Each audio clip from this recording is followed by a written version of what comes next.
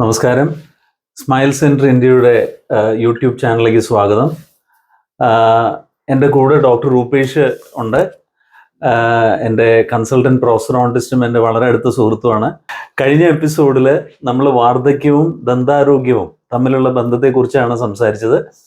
അപ്പോൾ ഈ എപ്പിസോഡിൽ നമ്മൾ ഇങ്ങനെയുള്ള അവസ്ഥകളിൽ ഡെൻറ്റൽ റീഹാബിലിറ്റേഷൻ അല്ലെങ്കിൽ ഓറൽ റീഹാബിലിറ്റേഷൻ എന്ന് പറഞ്ഞു കഴിഞ്ഞാൽ ആ പ്രശ്നങ്ങളെല്ലാം എങ്ങനെ നമ്മൾ പരിഹരിച്ച് പേഷ്യൻറ്റിനെ എങ്ങനെ തിരിച്ച് നോർമൽസിയിലേക്ക് കൊണ്ടുവരാൻ സാധിക്കും എന്നുള്ളതിനെ കുറിച്ചാണ് ഞങ്ങൾ ഇവിടെ സംസാരിക്കാൻ പോകുന്നത്. അപ്പം നമുക്ക് ഏറ്റവും പ്രധാനമായിട്ട് ഫണ്ടമെന്റൽ കാര്യം ക്ലീനിങ് ആണ്. അപ്പോൾ പലപ്പോഴും ആൾക്കാരുടെ ധാരണ ക്ലീനിങ് എന്ന് പറയുന്നത് വേസ്റ്റ് ആണ്, പല്ലിന് ഡാമേജ് ഉണ്ടാക്കും, പല്ല് പൊടിഞ്ഞു പോവും. തീർച്ചയായും പല്ല് പൊടിഞ്ഞു പോകുന്നു, ഇത് ഇങ്ങനെയൊക്കെയാ പറയാറ്. സത്യത്തില് ക്ലീനിങ് ചെയ്യുമ്പോൾ നമ്മൾ ആ ഡെപ്പോസിറ്റ്സും ആ ഇത്തിള് പോലെ പറ്റിപ്പിടിച്ചിരിക്കുന്ന ആ സംഗതികളൊക്കെ റിമൂവ് ചെയ്യുക എന്നുള്ളത് മാത്രമേ ചെയ്യുന്നുള്ളൂ, അല്ലാതെ പല്ലിനെ ഡാമേജ് ചെയ്യുന്നില്ല. അതെ, മാത്രമല്ല ഈ ഉപയോഗിക്കുന്ന ഇൻസ്ട്രുമെന്റ് ഒരു കട്ടിങ് അല്ലെങ്കിൽ ഒരു ഡ്രില്ലിംഗ് ഇൻസ്ട്രുമെന്റേ അല്ല. ഇതൊരു അൾട്രാസോണിക് വൈബ്രേഷൻ, ആ വൈബ്രേഷൻ കൊണ്ടാണ് ഈ നമ്മുടെ ഡെപ്പോസിറ്റ്സ് എല്ലാം പൊടിഞ്ഞു പോകുന്നത്. അപ്പം പല്ലിന് യാതൊരു വിധത്തിലുള്ള ഡാമേജും വരുന്നില്ല, ഇതുകൊണ്ട് ഒന്നും വരുന്നില്ല. അപ്പൊ ഇത് പലപ്പോഴും ഞങ്ങൾ പറയാറുള്ളത് 6 മാസം കൂടുമ്പോൾ ഡെന്റിസ്റ്റിനെ കാണിച്ച് ആവശ്യമെങ്കിൽ ക്ലീൻ ചെയ്യിക്കുക. അത് ഡോക്ടർ നോക്കിയിട്ട് പറയും. ചിലർക്ക് വളരെ ഫാസ്റ്റ് ആയിട്ട് ഡെപ്പോസിറ്റ്സ് ഫോം ചെയ്യാറുണ്ട്. അങ്ങനെയുള്ളവരിൽ നിർബന്ധമായിട്ടും 6 മാസം കൂടുമ്പോൾ ഇത് ചെയ്തേ പറ്റൂ. അല്ലാത്തവരിൽ വർഷത്തിൽ ഒരിക്കലെങ്കിലും ഇത് ചെയ്യണം. അതാണ് നല്ലത്. അങ്ങനെ വരുമ്പോൾ നമുക്ക് വളരെ കാലത്തേക്ക് ഡെന്റൽ ഹെൽത്ത് മെയിൻറ്റെയിൻ ചെയ്യാൻ സാധിക്കും. ഇല്ലെങ്കിൽ ഇത് മുഴുവൻ ബാക്ടീരിയൽ കോളനിയാണ്. ഈ ബാക്ടീരിയൽ കോളനി ഇരുന്നിട്ടാണ് കാവിറ്റി ഉണ്ടാക്കുന്നതും മോണരോഗങ്ങൾ ഉണ്ടാക്കുന്നതും ഒക്കെ. പീരിയോഡിക്കലി ഇങ്ങനെ ക്ലീനിങ്ങും കാര്യങ്ങളൊക്കെ ചെയ്തു പോയാൽ ആനന്ദകരമായ ഒരു വാർദ്ധക്യകാലം പല്ലിനുണ്ടാവും, നമ്മൾക്കും ഉണ്ടാവും. തീർച്ചയായിട്ടും. ഈ അടുത്തൊരു വളരെ സീനിയർ ആയിട്ടുള്ളൊരു ഫിസിഷ്യൻ എന്നോട് പറഞ്ഞൊരു കാര്യം എനിക്ക് ഇപ്പോഴും ഓർമ്മയുണ്ട്. അദ്ദേഹം പേഷ്യൻ്റായിട്ട് വന്നതാണ്. അപ്പോൾ അദ്ദേഹം പറഞ്ഞതാണ്, ഒരു 60 വയസ്സ് കഴിഞ്ഞാൽ ഡോക്ടർ പ്രശാന്ത് നമ്മൾ ഓർക്കേണ്ടത് 3 കാര്യങ്ങളാണ്. 1 കണ്ണ്, 2 ചെവി, 3 പല്ല്. ഈ 3 കാര്യങ്ങളും പെർഫെക്റ്റ് ആയിട്ട് വർക്ക് ചെയ്യുന്നുണ്ടെങ്കിൽ 60% മാർക്ക് വീണ് കഴിഞ്ഞു. അത് വളരെ കറക്റ്റാണെന്ന് എനിക്ക് തോന്നുന്നു. വളരെ പ്രധാനമാണ്. എന്താ വെച്ചാൽ നമുക്ക് ചവച്ചരച്ച് ഭക്ഷണം കഴിക്കാനും നന്നായി സംസാരിക്കാനും ചിരിക്കാനും ഒക്കെ പല്ലുകൾ വളരെ അത്യാവശ്യമാണ്. തീർച്ചയായും. വളരെ ഈ ന്യൂട്രീഷൻ എന്ന് പറയുന്നത് പ്രായാധിക്യത്തിൽ പ്രായമാവുന്നതോറും നമുക്ക് വേണമെന്നുണ്ടെങ്കിൽ എന്തായാലും പല്ലുകളുടെ ആരോഗ്യം അതിൻ്റെ അത് വളരെ പരമപ്രധാനമാണ്. അപ്പൊ അതായിരിക്കും അദ്ദേഹം. അതാണ് അദ്ദേഹം ഉദ്ദേശിച്ചത്. പിന്നെ നമ്മള് പല്ലില്ലാത്ത അവസ്ഥകളിൽ പലപ്പോഴും നമുക്ക് ഡെഞ്ചേഴ്സ് ഉണ്ട്, വെപ്പുപല്ലുകളുണ്ട്. വളരെ ബേസിക് ആയിട്ടുള്ള ഏറ്റവും ബേസിക് ആയിട്ടുള്ള പല്ലുകള് റീപ്ലേസ് ചെയ്യുന്ന ഒരു ഉപാധിയാണ്. അതെ, വളരെ കാലമായിട്ട് നിങ്ങൾക്ക് എല്ലാവർക്കും അറിയാവുന്ന അത് റിമൂവബിൾ ആയിട്ട് ഊരി കഴുകുന്ന പല്ലുകൾ. പക്ഷെ ഇതിന് തീർച്ചയായിട്ടും അതിൻ്റെതായിട്ടുള്ള ലിമിറ്റേഷൻസ് ഉണ്ട്. നമുക്ക് അതിൻ്റെ എഫിഷ്യൻസി അത്രയ്ക്ക് ഉണ്ടാവില്ല. നമ്മുടെ ഫിക്സ് ടീത്തിൻ്റെ എഫിഷ്യൻസി ഒരിക്കലും ഊരി കഴുകുന്ന പല്ലുകൾക്ക് ഉണ്ടാവില്ല. അപ്പോൾ നമ്മൾ ഡെഞ്ചേഴ്സ് തന്നെ നമുക്ക് പലപ്പോഴും പാർഷ്യൽ അല്ലെങ്കിൽ കംപ്ലീറ്റ്. അതെ, ഡോക്ടർ രൂപേഷ് ആണ് അതിൽ സ്പെഷ്യലിസ്റ്റ്. അപ്പൊ doctor Rupesh will be able to elaborate more on this. അല്ല, ഇതൊരു ട്രഡീഷണൽ ആയിട്ട് പണ്ടുകാലം മുതലേ അദ്ദേഹം പറഞ്ഞത് വളരെ ബേസിക് ആയിട്ടുള്ള നമ്മുടെ ഡെന്റൽ റീപ്ലേസ്മെന്റിന്റെ ഒരു ഉപാധി. കുറച്ച് പല്ലുകൾ നഷ്ടപ്പെട്ടവർക്ക് പാർഷ്യൽ, ഡോക്ടർ പറഞ്ഞ പോലെ ഒരു പാർഷ്യൽ ആയിട്ടുള്ള ഡെഞ്ചറും, പല്ലുകളൊന്നും ഇല്ലാത്തവർക്ക് ഇതേപോലെ ഈ നിങ്ങളിപ്പോ ചിത്രത്തിൽ കാണുന്ന പോലെ ഒരു കംപ്ലീറ്റ് ഡെഞ്ചർ, മുഴുവൻ പല്ലുകളും റീപ്ലേസ് ചെയ്യുന്ന ഒരു ട്രഡീഷണൽ ആയിട്ട് ഫോളോ ചെയ്യുന്ന ഒരു ട്രീറ്റ്മെന്റ് ഉപാധിയാണ്. പക്ഷെ ഈ മോഡേൺ ടൈമിൽ, നമ്മുടെ ആധുനിക കാലഘട്ടങ്ങളിൽ ഇതിനെല്ലാം കുറെ വകഭേദങ്ങൾ, കുറെ അഡീഷൻസ്, കംഫർട്ടബിൾ ഫങ്ഷണലി കുറെ കൂടെ ബെറ്റർ ആയിട്ടുള്ള സംവിധാനങ്ങൾ നമുക്ക് ഇംപ്ലാന്റ് സപ്പോർട്ടഡ് ഡെഞ്ചേഴ്സ് ഉണ്ട്. ഈ ചിത്രത്തിൽ കാണുന്ന പോലെ നമുക്ക് ഇംപ്ലാന്റ് സപ്പോർട്ടഡ് എന്ന് പറയുമ്പോൾ നമുക്ക് അതിന് പിടുത്തം കൂടുതൽ കിട്ടും. മാത്രമല്ല പലപ്പോഴും ഒരു പാലറ്റൽ കവറേജ്, ഒരു ഉള്ളിലൊരു പ്ലേറ്റ് വരില്ല.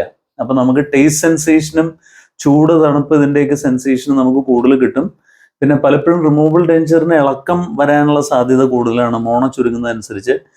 ഇത് മോണയായിട്ട് ഡയറക്റ്റ് ലിങ്ക് ഇല്ലാതെ ഇംപ്ലാന്റിൽ ഘടിപ്പിക്കപ്പെടുന്നതുകൊണ്ട് പലപ്പോഴും ഇതിന് ഇളക്കം തട്ടാതെ ഉറച്ചിരിക്കും. പലപ്പോഴും നമ്മുടെ ഓഡിയൻസിന് ചിലപ്പോൾ ഒരു സംശയം തോന്നാവുന്നത് ഇപ്പം പ്രായം കൂടുന്തോറും എത്ര പ്രായത്തിൽ ഏത് പ്രായത്തിൽ നമുക്ക് ഇതേപോലെയുള്ള, കാരണം ഇതൊരു സർജിക്കൽ ഒരു മൈനർ സർജിക്കൽ പ്രൊസീജിയർ ആണെങ്കിൽ പോലും അപ്പൊ പ്രായത്തിനോട് കണക്ട് ചെയ്ത് നമുക്ക് ഈ ട്രീറ്റ്മെന്റുകൾ ഏത് പ്രായത്തിലും ചെയ്യാമോ എന്നുള്ള തീർച്ചയായിട്ടും അത് വളരെ നല്ലൊരു ചോദ്യമാണ്. പ്രായവും ഈ ട്രീറ്റ്മെന്റ് തമ്മിൽ ഒരു ബന്ധവുമില്ല. പ്രായം എത്ര കണ്ട് കൂടിയാലും ആരോഗ്യത്തിന് പ്രശ്നങ്ങളൊന്നും ഇല്ല എന്നുണ്ടെങ്കിൽ, ഇപ്പോൾ ഡയബറ്റിക് അല്ല, വേറെ മെഡിക്കലി കോംപ്രമൈസിങ് ആയിട്ടുള്ള കണ്ടീഷൻസ് ഒന്നുമില്ല, ഓസ്റ്റിയോപോറോട്ടിക് അല്ല, അങ്ങനെയുള്ള ഒരു വ്യക്തിയെ സംബന്ധിച്ചിടത്തോളം പ്രായം വെറും ഒരു നമ്പർ മാത്രമാണ്. അപ്പോൾ അങ്ങനെയുള്ളവരിൽ ട്രീറ്റ്മെന്റ് ചെയ്യുന്നതിൽ ഒരു പ്രശ്നങ്ങളുമില്ല. എൻ്റെ oldest patient, implant patient is around 93 years old now. And ഈ അടുത്തുകൂടി 87 വയസ്സുള്ള ഒരു വളരെ സീനിയർ ആയിട്ടുള്ള ഒരു വ്യക്തിക്ക് ഞാൻ ഇംപ്ലാന്റ് ചെയ്യാനിടയായി. ഇദ്ദേഹത്തിനോട് ഞാൻ 20 വർഷമായിട്ട് പറയുന്നതാണ്, സാറിന് ഇംപ്ലാന്റ് ചെയ്താൽ നന്നായിരിക്കും എന്ന് പറയുമ്പോൾ ഇദ്ദേഹം പറയും, അയ്യോ എനിക്കിപ്പോൾ സമയമില്ല, അല്ലെങ്കിൽ എനിക്ക് ഇത്രയും പ്രായമായി, എനിക്ക് അതിൻ്റെ ആവശ്യമില്ല. അവസാനം ഇദ്ദേഹത്തിൻ്റെ മകൻ വന്ന് ഇംപ്ലാന്റ് ചെയ്ത് പോയി കഴിഞ്ഞപ്പോൾ മകൻ ചെന്ന് അച്ഛനോട് പറഞ്ഞു, എനിക്കിപ്പോൾ ഒരു പ്രശ്നവുമില്ല, എനിക്ക് സുഖമായിട്ട് ചവച്ചരച്ച് ഭക്ഷണം കഴിക്കാൻ പറ്റുന്നുണ്ടെന്ന് പറഞ്ഞപ്പോൾ 86 വയസ്സുള്ള അച്ഛൻ അപ്പം തന്നെ ഇംപ്ലാന്റ് ചെയ്തേ പറ്റൂ. ഭയങ്കര നിർബന്ധം. അങ്ങനെ ഓടി വന്ന് ഞാൻ അദ്ദേഹത്തിന് ഇംപ്ലാന്റ്സ് ചെയ്ത് കൊടുത്തു. Is very happy now. അപ്പോൾ എന്നോട് പറയുമായിരുന്നു, എന്നോട് ഡോക്ടർ 20 വർഷമായിട്ട് പറയുന്നത്, അന്നേ ചെയ്തിരുന്നു എന്നുണ്ടെങ്കിൽ I would have enjoyed my life till now എന്ന് പറയുമായിരുന്നു. അപ്പോൾ ഇങ്ങനെയുള്ള സാഹചര്യങ്ങളുണ്ട്. അപ്പോൾ തീർച്ചയായിട്ടും പ്രായം ഒരു പ്രശ്നമല്ല, ആസ് ലോങ് ആസ് ഹെൽത്തി ആയിട്ടിരിക്കുന്നിടത്തോളം കാലം അതൊരു പ്രശ്നമല്ല. പിന്നെ നമ്മൾ വേറൊരു പ്രധാനപ്പെട്ട ഇതാണ് ഡെന്റൽ ക്രൗൺസ്. അതെ, ഇപ്പം ഇതും വർഷങ്ങളായിട്ട് ചെയ്തുകൊണ്ടിരിക്കുന്ന പ്രൊസീജിയറാണ്. പക്ഷെ ഈ ആധുനിക കാലഘട്ടത്തിൽ നമ്മൾ പണ്ട് ഉപയോഗിച്ചിരുന്ന മെറ്റീരിയലിനേക്കാളും വളരെ കംഫർട്ടബിൾ ആയിട്ടുള്ള അഡ്വാൻസ്ഡ് ആയിട്ടുള്ള മെറ്റീരിയൽ ഇപ്പം നമുക്ക് അവൈലബിൾ ആണ്. അപ്പൊ പണ്ട് മെറ്റലും അങ്ങനെയുള്ള സംഗതികളായിരുന്നെങ്കിൽ ഇപ്പോൾ അതിനേക്കാളും നൂതനമായ മെറ്റീരിയലുകളെല്ലാം ഇപ്പോൾ മെറ്റൽ ഫ്രീ ക്രൗൺസ് ഉണ്ട്. ഇത് ഇങ്ങനെയാണത് ക്രൗൺ പ്രിപ്പയർ ചെയ്ത് ക്രൗൺ സിമെന്റ് ചെയ്യുന്ന ആ ഒരു പ്രക്രിയ കാണിക്കുന്നതാണ് ഈ ചെറിയൊരു വീഡിയോ. പല്ല് ഒരല്പം ചെറുതാക്കി, പ്രത്യേകിച്ച് ഡാമേജ്ഡ് ആയിട്ടുള്ള പല്ലുകൾ ഒരല്പം ചെറുതാക്കിയിട്ട് ഇതിന്റെ അളവെടുത്ത് നമ്മൾ അത് ലാബിൽ കൊടുത്ത് ഫാബ്രിക്കേറ്റ് ചെയ്ത് വരുന്നതാണ്. അപ്പോൾ ഡോക്ടർ രൂപേഷ് പറഞ്ഞ പോലെ പലതരത്തിലുള്ള ക്രൗൺസ് ഉണ്ട്. ഇപ്പൊ ഈ ചിത്രത്തിൽ കാണാം ഒരു മെറ്റൽ, അതൊക്കെ ആദ്യ കാലങ്ങളിൽ ഉണ്ടായിരുന്നതാണ്. ചില കേസുകളിൽ ചിലപ്പോൾ അതും ചെയ്യേണ്ടി വന്നേക്കാം. പക്ഷെ ഇപ്പോൾ നമുക്ക് വളരെ കണ്ടു കഴിഞ്ഞാൽ സ്വന്തം പല്ലേത് ആർട്ടിഫിഷ്യൽ പല്ലേതെന്ന് അറിയാൻ പറ്റാത്ത വിധത്തിലുള്ള അങ്ങനെയുള്ള മെറ്റീരിയലുകളും അങ്ങനെയുള്ള ടെക്നോളജികളും ഇപ്പൊ ഡിജിറ്റൽ യുഗത്തിൽ മിക്കവാറും എല്ലാ പ്രൊസീജിയറുകളും ഡിജിറ്റലിയാണ് പല ക്ലിനിക്കുകളിലും പല ലാബുകളിലും ഇപ്പൊ ചെയ്യുന്നത്. അതെ. പിന്നെ ഇത് ക്രൗൺ ആൻഡ് ബ്രിഡ്ജ് എന്ന് പറയും. പല്ലില്ലാത്ത അവസ്ഥയിൽ സൈഡിലുള്ള പല്ലുകളിൽ ക്രൗൺ ചെയ്തിട്ട് മിസ്സിംഗ് ആയിട്ടുള്ള പല്ല് റീപ്ലേസ് ചെയ്യുന്ന പ്രക്രിയ, അതിനെയാണ് ക്രൗൺ ആൻഡ് ബ്രിഡ്ജ് എന്ന് പറയുക. അപ്പോൾ അങ്ങനെയും ചെയ്യാറുണ്ട്. പലപ്പോഴും ഇങ്ങനെയുള്ള പ്രൊസീജിയേഴ്സ് ചെയ്യുന്ന സമയത്ത് റൂട്ട് കനാൽ ട്രീറ്റ്മെൻറ്റ് ചെയ്യേണ്ടി വരാറുണ്ട്. റൂട്ട് കനാൽ എന്ന് പറഞ്ഞാൽ ഇതിൻ്റെ പല്ലിൻ്റെ നടുവിലുള്ള കാതലായിട്ടുള്ള ജീവനുള്ള ഭാഗം ഇൻഫെക്റ്റഡ് ആവുകയോ അല്ലെങ്കിൽ അത് എക്സ്പോസ്ഡ് ആവുകയോ ചെയ്യുകയാണെങ്കിൽ നമ്മൾ പലപ്പോഴും ആ ജീവനുള്ള ഭാഗം എടുത്ത് കളഞ്ഞ് അതിന് പകരം ഒരു ഇനേർട്ടായിട്ടുള്ള ഒരു മെറ്റീരിയൽ വെച്ച് നിറച്ച് അത് ഫില്ല് ചെയ്യുന്ന ആ ഒരു പ്രക്രിയ, ഇതും പലപ്പോഴും ചെയ്യേണ്ടി വരും. സാധാരണഗതിയിൽ പല്ലിനൊക്കെ വളരെ ഡീപ്പായിട്ടുള്ള കേട് വരുമ്പോഴൊക്കെയാണ് ഡോക്ടർ പറഞ്ഞ പോലെയുള്ള ഇൻഫെക്ഷൻ ചെയ്യേണ്ടി വരാറ്. അതെ അതെ. പിന്നെ ഡെന്റൽ ഇംപ്ലാന്റ് എന്ന് പറയുന്നത് ശരിക്ക് ഏതാണ്ട് നമുക്ക് ഒരു നാച്ചുറൽ ടീത്തിൻ്റെ റീപ്ലേസ്മെന്റിന് ഏറ്റവും ഐഡിയൽ ആയിട്ടുള്ള ഒരു ട്രീറ്റ്മെന്റ് സിസ്റ്റമാണ്. അതായത് ഒരു പല്ലില്ലാതെ വന്നു കഴിഞ്ഞാൽ നമുക്ക് അതിന് പകരം നമ്മൾ ആ പല്ലില്ലാത്ത ആ ഒരു ഭാഗത്ത് നമ്മൾ ഒരു ടൈറ്റേനിയം സ്ക്രൂ ഘടിപ്പിച്ചിട്ട് അതിൻ്റെ മുകളിൽ പെർമനൻ്റ് ആയിട്ട് പല്ല് വയ്ക്കുന്ന ഒരു രീതി, അതിനെയാണ് നമ്മൾ ഡെന്റൽ ഇംപ്ലാന്റ് എന്ന് പറയുക. അപ്പോൾ ഇംപ്ലാന്റ്സ് നമുക്ക് ഒരു പല്ലിനോ അല്ലെങ്കിൽ 2 or 3 പല്ലുകൾ ഇല്ലാത്തപ്പോഴോ, ഇനി അതുമല്ല ഫുൾ മൗത്ത്, നമുക്ക് കംപ്ലീറ്റ് ആയിട്ട് പല്ലില്ലാത്ത അവസ്ഥകളിൽ പോലും നമുക്ക് ഡെന്റൽ ഇംപ്ലാന്റ്സ് വെച്ച് നമുക്ക് പല്ലുകൾ റീപ്ലേസ് ചെയ്യാൻ സാധിക്കും. ഡോക്ടർ പ്രശാന്ത് നേരത്തെ പറഞ്ഞ പോലെ പ്രായം അതിനൊരു തടസ്സമല്ല. ഈ ഒരു ട്രീറ്റ്മെന്റിന് പ്രായം ഒരു തടസ്സമല്ല. അതെ. പിന്നെ റെസ്റ്റോറേറ്റീവ് പ്രൊസീജിയേഴ്സ്, നമുക്ക് പലപ്പോഴും ചെറിയ ക്യാവിറ്റീസും അങ്ങനെയുള്ള കാര്യങ്ങളൊക്കെ ആണെങ്കിൽ നമുക്ക് ഫില്ല് ചെയ്തെടുക്കാം. അല്ലാത്ത സമയത്ത് നമുക്ക് ഇത് ഫില്ല് ചെയ്തെടുക്കാൻ പറ്റാത്ത അവസ്ഥകളിലാണ് നമ്മൾ പലപ്പോഴും ക്രൗണിലേക്കും മറ്റു പല ട്രീറ്റ്മെൻറ്റുകളിലേക്കൊക്കെ പോകുന്നത്. അപ്പോൾ ഈ റെസ്റ്റോറേറ്റീവ് പ്രൊസീജിയേഴ്സ് നമ്മൾ ചെയ്യാറുണ്ട് പലപ്പോഴും. ഇൻലേസ്, ഓൺലേസ് അങ്ങനെ പലതും ചെയ്യാറുണ്ട്. പിന്നെ ഫ്ലാപ്പ് സർജറീസ്, ഗം ഡിസീസസും അങ്ങനെയുള്ള പ്രശ്നങ്ങളിലുള്ളവരിലാണ് നമ്മൾ ഫ്ലാപ്പ് സർജറിയിലേക്ക് കടക്കുക. അതെ, നമ്മൾ നേരത്തെ പറഞ്ഞ പോലെ പ്രായം കൂടുന്നവരും മോണരോഗം പോലുള്ള അസുഖങ്ങളൊക്കെ വരാൻ സാധ്യതയുള്ള ആൾക്കാരിലാണ് ഫ്ലാപ്പ് സർജറിയും ക്യൂററ്റാജ്, പെരിഡോണ്ടൽ പ്രൊസീജിയേഴ്സ് പലപ്പോഴും ചെയ്യേണ്ടി വരുന്നത് ഇങ്ങനെയുള്ള അവസ്ഥകളിലാണ്. ജെറിയാട്രിക് ഡെന്റിസ്ട്രി എന്ന് പറഞ്ഞൊരു വിഭാഗം തന്നെയുണ്ട് ഇപ്പോൾ. ഈ അടുത്തായിട്ട് എല്ലാ കോളേജുകളിലും നമ്മൾ ജെറിയാട്രിക് ഡെന്റിസ്ട്രി ഡിപ്പാർട്ട്മെന്റുകൾ വരെ തുറക്കാൻ തുടങ്ങിയിട്ടുണ്ട്. ഈവൻ ജിറിയാട്രിക് ഡെന്റൽ ക്ലിനിക്കുകൾ വരാൻ തുടങ്ങിയിട്ടുണ്ട്. ജിറിയാട്രിക്, അതായത് എക്സ്ക്ലൂസീവ്ലി. കാരണം ഇവിടെ ഈ ജിറിയാട്രിക് ഡെന്റിസ്ട്രി എന്ന് പറയുമ്പോൾ അത് പല്ലുകളിനെ മാത്രമല്ല. കാരണം ഇപ്പൊ ഡോക്ടർ പ്രശാന്തും ഇപ്പൊ നമ്മളിപ്പോ ഡിസ്കസ് ചെയ്ത പോലെ പല ഡെന്റൽ ട്രീറ്റ്മെന്റുകളും നമ്മൾ അതിനെപ്പറ്റി സംസാരിച്ചു. ഇതെല്ലാം ജിറിയാട്രിക് ഡെന്റിസ്ട്രിയുടെ ഭാഗം തന്നെയാണ്, നമ്മളെ ഒരു റീഹാബിലിറ്റേഷൻ. പക്ഷേ ഈ ജിറിയാട്രിക് ഡെന്റിസ്ട്രിയിൽ കുറെ സൈക്കോളജിക്കൽ, ഇപ്പൊ പ്രായമായിട്ടുള്ള ആൾക്കാരുടെ സൈക്കോളജിക്കൽ, ന്യൂട്രീഷണൽ ഇങ്ങനെയുള്ള കാര്യങ്ങളും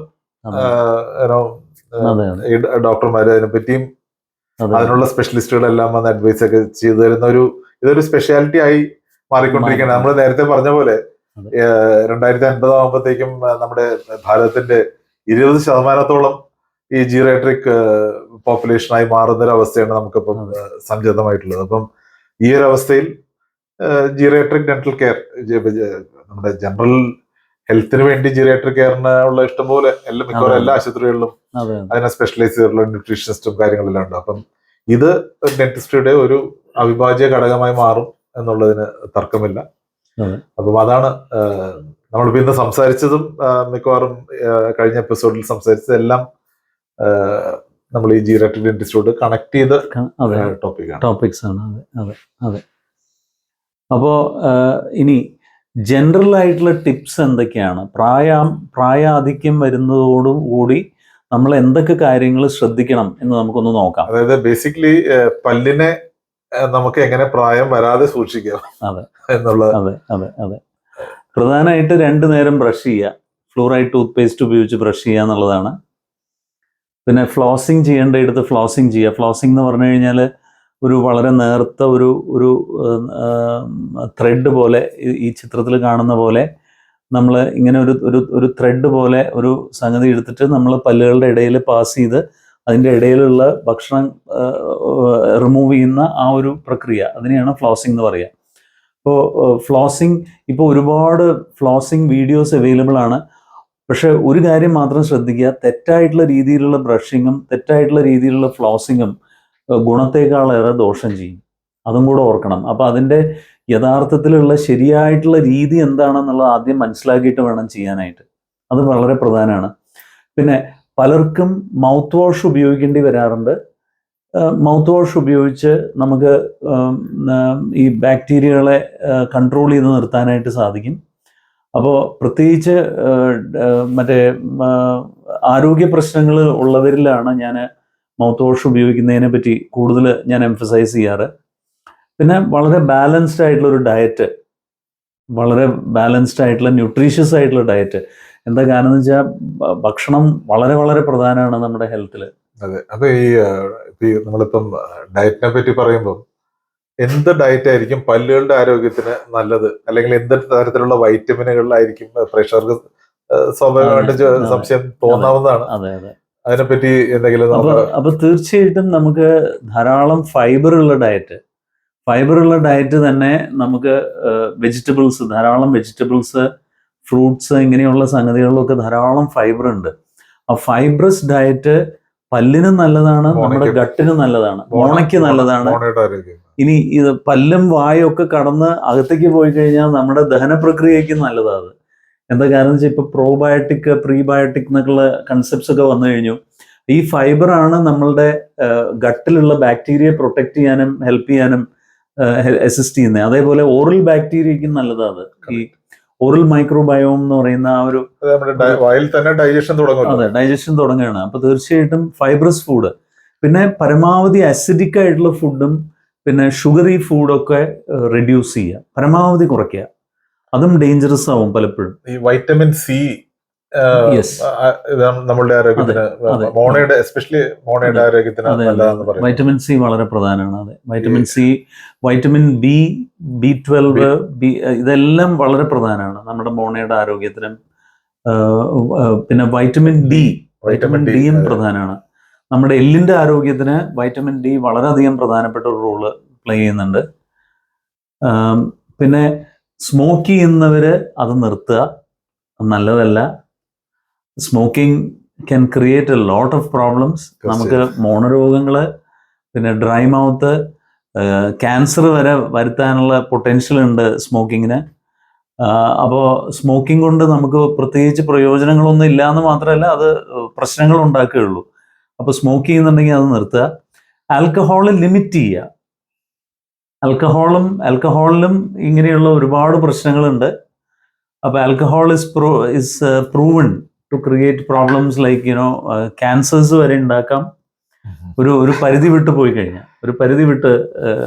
പോയി കഴിഞ്ഞാൽ within limits, I think it works very well. കുഴപ്പമില്ല, as long as it is within limits. Especially red wine ഒക്കെ നല്ലതായിട്ട് പറയപ്പെടും. പിന്നെ ഏറ്റവും പ്രധാനം, റെഗുലർ ആയിട്ടൊരു ഡെന്റൽ വിസിറ്റ് വളരെ നല്ലതാണ്. വേദന ഇല്ലെങ്കിലും ഡോക്ടറെ കാണുക. Prevention is better than cure. Stitch in time saves 9. അതായത് ഒരു ഫില്ലിംഗ് ചെയ്യാൻ മടിച്ച് കുത്തിയിരിക്കുന്ന ഒരാൾക്ക് പിന്നെ അവസാനം 9 ഫില്ലിംഗ് ചെയ്യേണ്ടി വരും. അതിൽ സംശയമൊന്നുമില്ല. ഇത് അത്രയ്ക്ക് പ്രശ്നങ്ങൾ സങ്കീർണമായിട്ടേ വരുള്ളൂ. അപ്പൊ അതുകൊണ്ട് തീർച്ചയായിട്ടും ആ ഒരു പീരിയോഡിക് ഡെന്റൽ വിസിറ്റിന് പോകുന്നതുകൊണ്ട് നമുക്ക് വേദനകൾ വരാതിരിക്കാനായിട്ട് അത് ഹെൽപ്പ് ചെയ്യും, ചെലവ് കുറയ്ക്കാനും സഹായിക്കും. അതിലൊരു സംശയമില്ല. അതെ, പലപ്പോഴും പേടി ആണ് നമ്മളൊരു ഡെന്റൽ വിസിറ്റിന് ഹേതുവായിട്ട് അത് പ്രിവെന്റ് ചെയ്യാനുള്ള ഒരു കാരണം. പക്ഷെ ഇപ്പൊ പല പ്രൊസീജിയറുകളും ഇത്രയും മോഡേൺ ആയിട്ടുള്ള എക്യുപ്മെന്റ്സ് ഒക്കെ ഉള്ളതുകൊണ്ട് മിക്കവാറും എല്ലാ പ്രൊസീജിയറുകളും പെയിൻലെസ് ആണ്. ഡെന്റിസ്ട്രി ബേസിക്കലി ഒരു പെയിൻലെസ് അഫെയർ ആണ്. മാത്രമല്ല ഈ ഡെന്റൽ ക്ലിനിക്കിന്റെ എൻവയോൺമെന്റ്, നമ്മൾ ഇരിക്കുന്ന എൻവയോൺമെന്റുകളെല്ലാം എത്രയോ പണ്ട് കാലങ്ങളെ അപേക്ഷിച്ച് മാറിയിരിക്കുന്നു. അപ്പൊ എത്രയും കംഫർട്ടബിൾ ആയിട്ടുള്ള ഒരു എൻവയോൺമെന്റിലാണ് ഇപ്പൊ പല ട്രീറ്റ്മെന്റുകളും. വളരെ പേഷ്യന്റ് ഫ്രണ്ട്ലിയാണ്, വളരെ പേഷ്യന്റ് ഫ്രണ്ട്ലിയാണ്. പണ്ടത്തെ കാലഘട്ടമല്ല ഇപ്പോഴത്തെ ഡെന്റൽ ട്രീറ്റ്മെന്റ്. വളരെയധികം ഇവോൾവ് ആയി, വളരെയധികം പേഷ്യന്റ് ഫ്രണ്ട്ലിയാണ്.